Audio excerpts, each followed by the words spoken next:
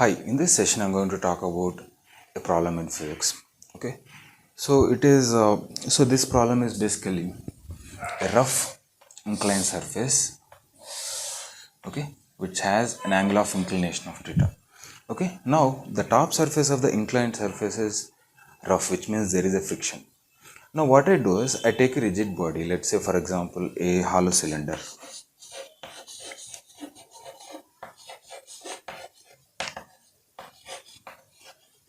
Okay, and the mass of this is m and the radius is r. Now what I do is I take this object and place it on top of the incline. Okay, and see how much time it takes to reach the bottom of the incline. Okay, now in the next case I replace this hollow cylinder with a solid cylinder of same mass and same radius.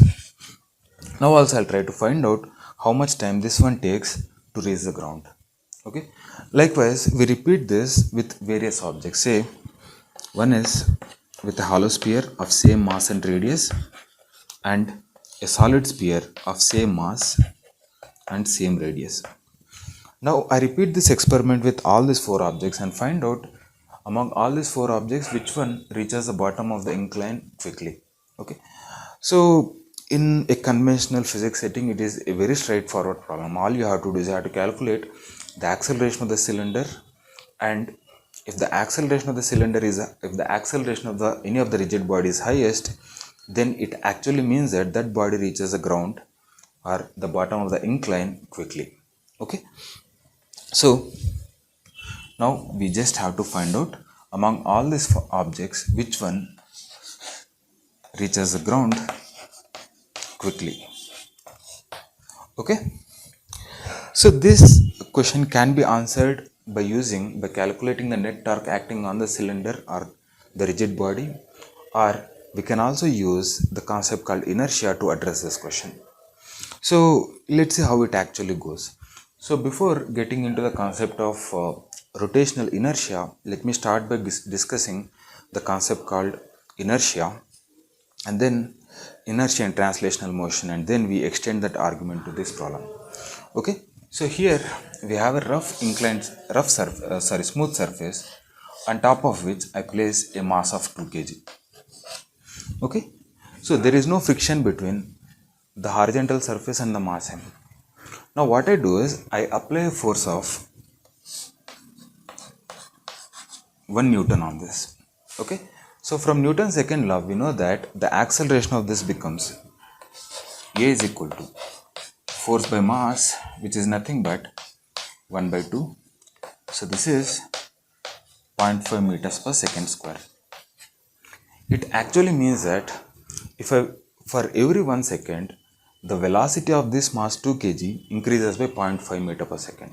Okay, now what I do is I replace this 2 kg mass with 1 kg mass, and then I apply the same amount of force. Now in this case the acceleration is going to be A is equal to F by m,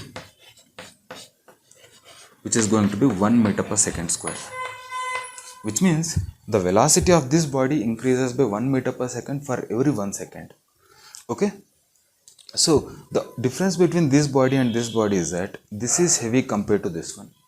Okay, so because of which, let us say if it has started with a velocity u equal to 0, then to attain a velocity of 1 meter per second it actually takes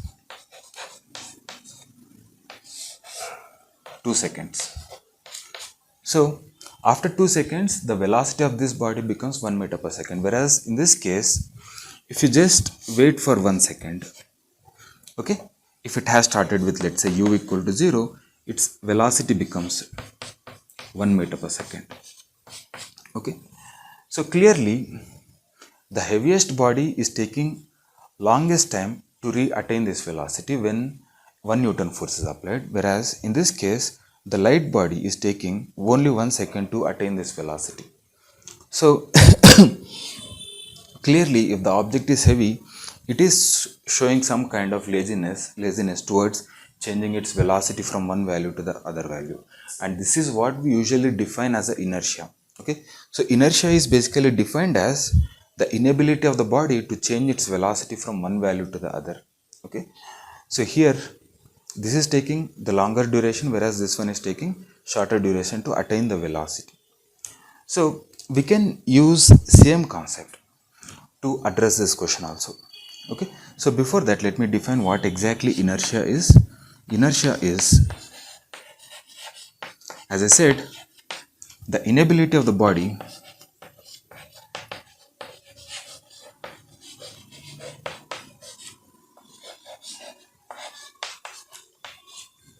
to change its velocity.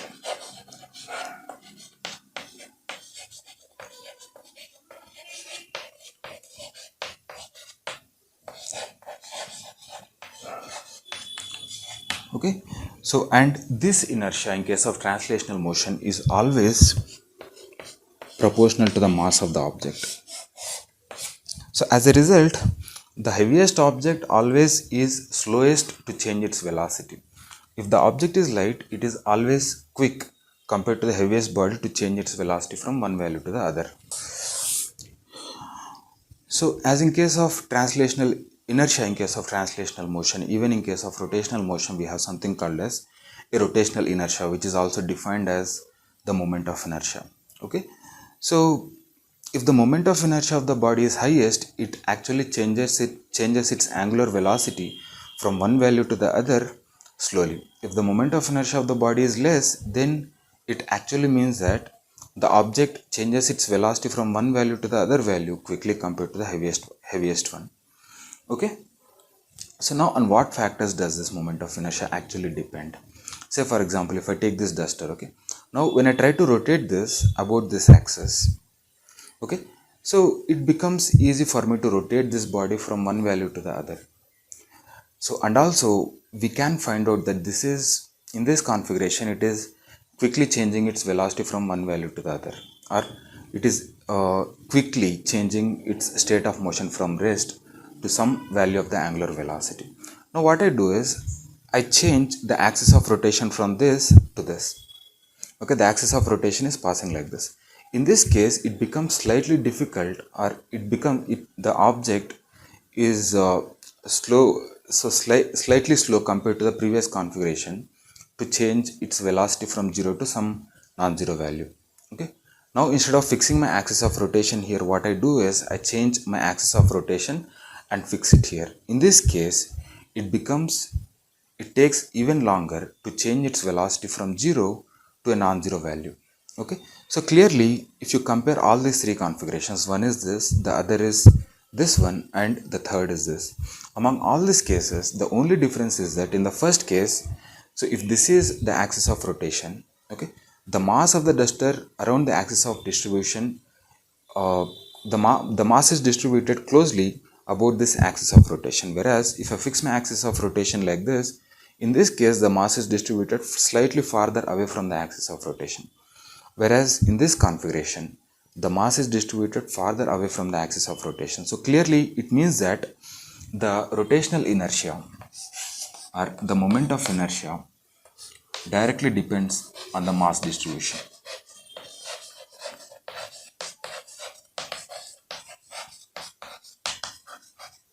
Okay, obviously if the object is heaviest, then it also depends on the mass of the rigid body. I'll just write this as RB. RB stands for rigid body.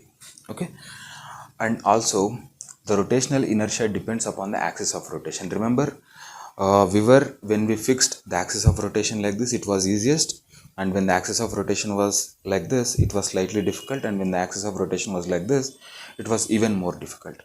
Okay, so clearly the rotational inertia depends upon the choice of axis of rotation.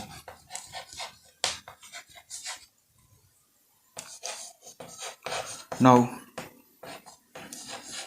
we want to use this concept to address this question. Okay, so clearly if the moment of inertia, the rotational inertia of any of this object is highest, then it takes longer duration to change its value, change its angular velocity from one value to the other. Okay. So in case of hollow cylinder, the moment of inertia is mr square. In case of a solid cylinder, the moment of inertia is half mr square, and in case of hollow sphere, the moment of inertia is basically 2 by 5 mr square, 2 by 3 mr square, and in case of solid sphere, the same thing is about 2 by 5 mr square. So among all these four objects, the hollow cylinder has highest moment of inertia, which means it takes longer duration to change its velocity from one value to the other, which means it takes longer duration of time. It takes a lot of time compared to the other three bodies to reach the bottom of the incline. Okay, and among all these four bodies, the least moment of inertia is for solid sphere, which means the solid sphere always reaches the bottom of the incline quickly. Okay, so now we'll try to address this question by using equations. So let me calculate the torque acting on the rigid body. But before that, let's see what forces are acting on the rigid body in this case. Now let's say that when we release this rigid body from top of the incline, okay, and the surface of the incline is smooth, it doesn't have any friction. So because of which it just simply slides down. Okay, but since there is a friction, the friction always tries to oppose this motion by acting in the direction opposite to the relative motion, which is in this direction. Okay, and also the gravitational force is acting vertically downwards, and the component of this force along the incline is mg sin theta, and also it experiences a normal reaction n, which is pointing in the upward direction. Okay, now we resolve this mg into components. One we have already done. So the component of mg along the incline is mg sin theta, and in the direction perpendicular to the incline is mg cos theta. Okay, now the torque acting on this cylinder, okay, about the axis of about an axis passing through the center of the cylinder is F into R is equal to I alpha. Okay, and then this is the net torque. And now we calculate the net force acting on the cylinder. The net force is basically going to be, so the net force along the incline is basically going to be F minus mg sin theta if it is moving with an acceleration a in this direction. Then this is going to be minus m into a. Okay, and similarly in the direction perpendicular to the incline, the net force acting on the block is n minus mg cos theta is equal to 0. Okay, we know that the frictional force F is given by mu into n, which is going to be mu into mg cos theta. Okay,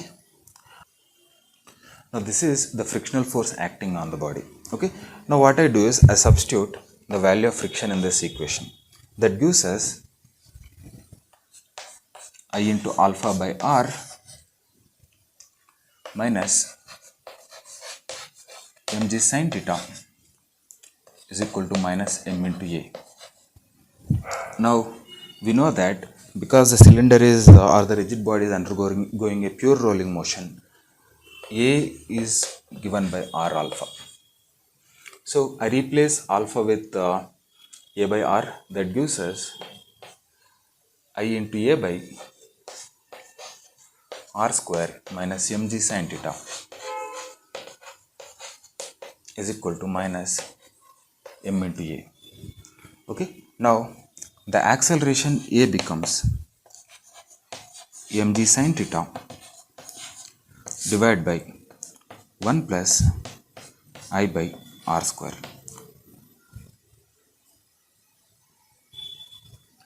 There is, yeah, m into a. Now I divide both sides with mass m. That gives us a is equal to g sin theta divided by 1 plus I by mr square. So clearly, if you substitute the value of moment of inertia in this for cylinder, solid sphere, a hollow cylinder and a hollow sphere, you will find that the acceleration for a hollow cylinder is always the highest, which means the hollow cylinder takes lot of time to change its angular velocity from one value to the other. So it takes lot of time to reach the bottom of the incline. Whereas a solid sphere which has the least moment of inertia, for that the acceleration is going to be highest, which means its velocity changes from one value to the other quickly. So the solid sphere always reaches the bottom of the incline quickly. Okay, so this is the result that we have obtained by using the equations in physics or the laws of physics, and it is actually agreeing with whatever the observations that we made physically. Okay.